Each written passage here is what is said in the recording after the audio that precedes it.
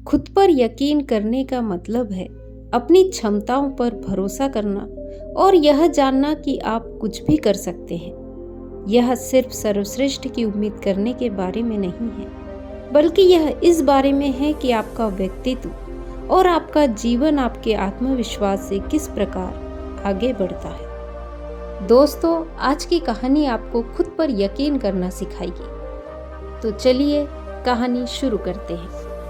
एक काफी घने और शांत जंगल में एक गुरुकुल था। गुरुकुल में अक्सर गुरुदेव अपने शिष्य को ज्ञान और हर चीज की शिक्षा दिया करते थे, लेकिन उनके शिष्य में एक ऐसा शिष्य था जो बहुत ही कमजोर था।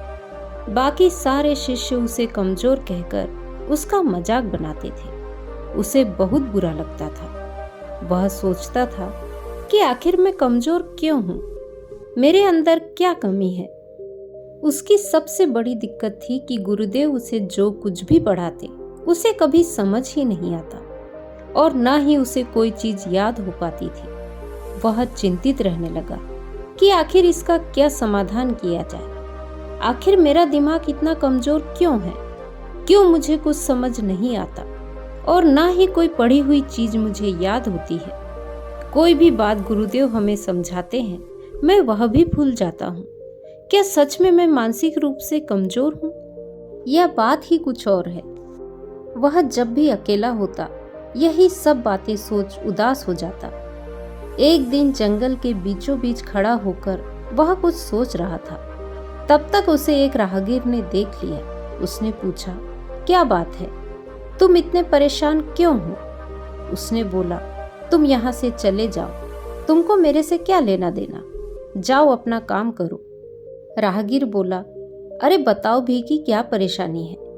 क्या पता मेरे पास उसका कोई हल हो। लड़का बोला, मुझे कोई भी परेशानी नहीं है, मैं पूरी तरह से ठीक हूँ।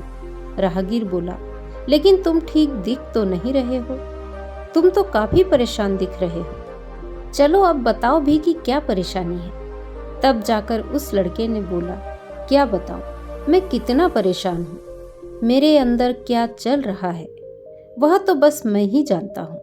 फिर उसने अपनी सारी परेशानी उसको बता दी कि उसे लगता है कि उसका दिमाग कमजोर है, उसे कुछ भी पढ़ाया हुआ याद नहीं रहता और ना ही उसे कुछ समझ में आता है। इसी वजह से उसके सहपाठी उसका मजाक बनाते हैं और वह चाहकर भी कुछ नहीं कर पाता। राहगीर बोला, बस इतनी सी ही तो बात है। लड़का बोला, इतनी सी बात? तुम्हें मैं कैसे बताऊं मैं कितना दुखी हूं, वह तो बस मैं ही जानता हूं। राहगीर बोला, दिक्कत तुम में नहीं तुम्हारे अंदर है। उसने बोला, मतलब? राहगीर ने बताया, यहाँ से एक कोस मील जंगल के दूसरी छोर पर एक बौद्ध भिक्षु रहते हैं। उनके अंदर इतनी जादू है, इतनी शक्ति है कि वह किसी भी चीज को ठीक कर सकते हैं। लोग कहते हैं कि उनके पास दिव्य शक्तियां हैं। उन दिव्य शक्तियों की मदद से वह सब कुछ जान लेते हैं। फिर क्या था, इतना सुनते ही वह लड़का सुबह होते ही निकल पड़ा। भूख प्यास से बेचारा तड़पने लगा, लेकिन शाम होते होते मीलों दूर सफर करके वह बौद्ध भिक्षु की कुटिया तक पहुंचा। बेचारा इतना थक गया था कि एक कदम भी चलने की उसके अंदर हिम्मत नहीं थी। शाम के बाद बौद्ध भिक्षु से मुलाकात हुई। उसने हाथ जोड़कर उनसे प्रार्थना की और बोला, मैंने आपके बारे में किसी इंसान से सुना है। वह कह रहा था कि आपके अंदर कोई दिव्य शक्ति है, आप सब कुछ जान लेते हो। फिर आपको पता लग ही गया होगा कि मैं आखिर यहाँ क्यों आया हूँ। अगर आप जान गए हैं तो कृपा करके इसका समाधान बताइए कि आखिर मैं इतना मानसिक रूप से कमजोर क्यों हूँ। आखिर मुझे कोई भी चीज याद क्यों नहीं रहती? क्या मैं जीवन भर ऐसे ही रहूंगा या मैं ठीक भी हो सकता हूँ? बौद्ध भिक्षु उस लड़के की हर एक बात समझ गए। फिर मुस्कुराए और बोले, तुम यहीं बैठो, मैं आता हूँ। अंदर वो कुटिया में गए और कुटिया में से एक कमंडल ले आए। उस कमंडल में शायद जल भरा था।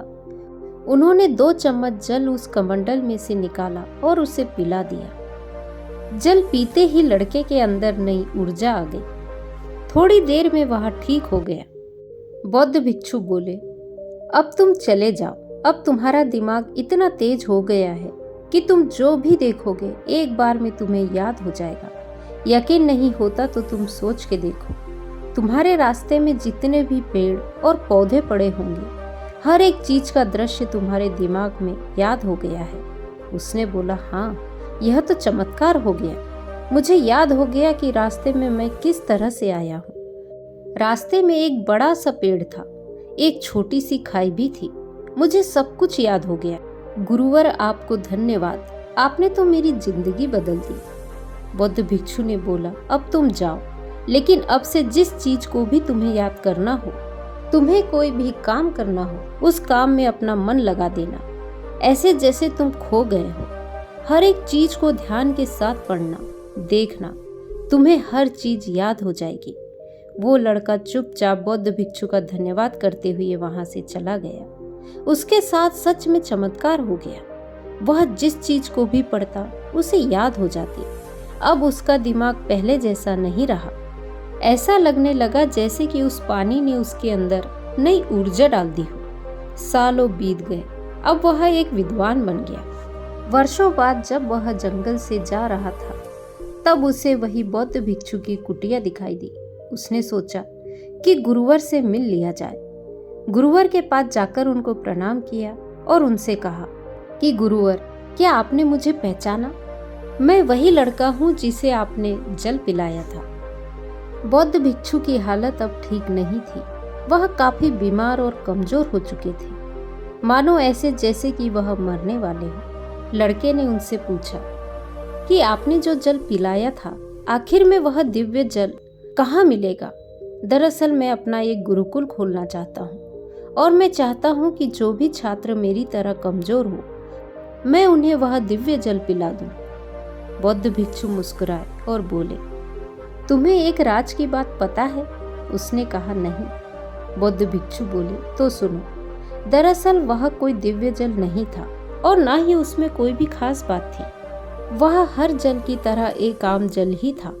लड़का अचंभित हो गया और बोला, यह नहीं हो सकता, आप मुझसे झूठ बोल रहे हैं।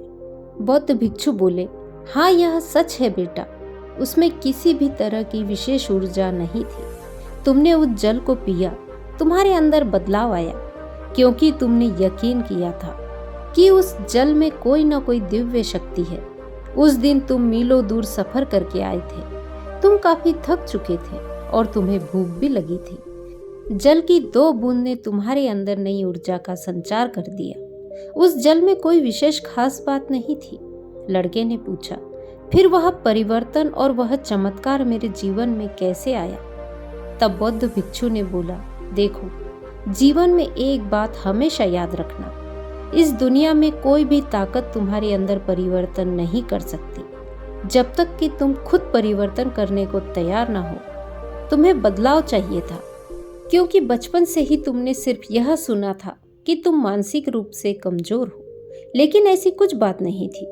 तुम्हारे अंदर कोई कमजोरी नहीं थी। तुमने उनकी बातों पर यकीन कर लिया था, इसलिए तुम जो कुछ भी पढ़ते, तुम्हें ऐसा लगता कि तुम तो कमजोर हो। तुम्हारा दिमाग तो किसी भी चीज को याद कर ही नहीं सकता, और यही सोच तुम्हें और कमजोर बना रही थी। लेकिन जल की 2 बूंदों ने तुम्हें यकीन दिलाया कि तुम्हारे अंदर एक दिव्य ऊर्जा है, और उसी ऊर्जा के यकीन ने तुम्हें कामयाब बना दिया। वर्षों पहले मैं भी तुम्हारी तरह बहुत ही नादान था। तब एक महात्मा यहाँ रहते थे। उन्होंने मुझे यही पानी की 2 बूंद दी और मुझे खुद पर यकीन हो गया। अब मैं मरने वाला हूँ, इसीलिए यह जल का कमंडल तुम रख लो। तुम यहीं पर अपना गुरुकुल खोलो और बच्चों को शिक्षा दो। उन्हें यकीन दिलाना कि इस दुनिया में यकीन से बढ़ के कुछ नहीं है। खुद पर भरोसा होना जरूरी है। अगर तुम खुद को कमजोर समझोगे तो तुमसे बड़ा कमजोर इस दुनिया में कोई नहीं है। लेकिन अगर तुम्हें खुद पर यकीन होगा तो तुम हर एक चीज कर सकते हो जो किसी ने सोची नहीं होगी। सारी ताकत तुम्हारे अंदर ही है और सारा खेल बस वहम का है। तुम जिंदगी को जैसा बनाओगे वैसा तुम बन जाओगे। तुम जैसा सोचोगे वैसा करोगे, और वही सोच और वही क्रिया तुम्हारी जिंदगी, तुम्हारी सोच और तुम्हारे कल को बदलने में तुम्हारी मदद करेगी। तो दोस्तों, आज की कहानी यदि आपको पसंद आई हो तो मेरे वीडियो को लाइक ज़रूर कीजिएगा और चैनल पर नए हो तो चैनल को सब्सक्राइब करना बिल्कुल ना भूलिएगा। नमो बुद्धाय।